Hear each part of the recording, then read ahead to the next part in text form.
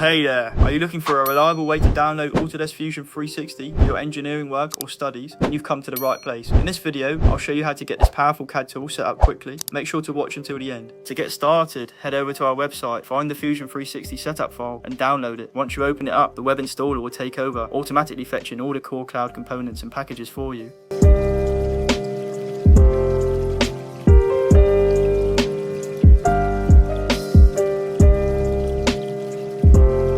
Now, let's proceed with setting up the additional features inside the installer window that just popped up. This stage deploys the core modeling subsystems, so it might take a few extra minutes to sync everything.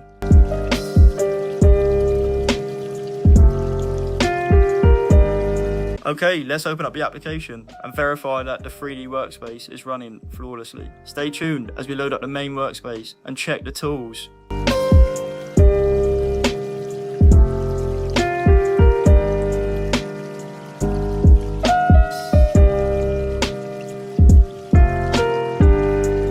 Thanks for watching this quick tutorial. I really hope it was helpful for your setup. Head over to our website to grab your download link, and good luck with your 3D models.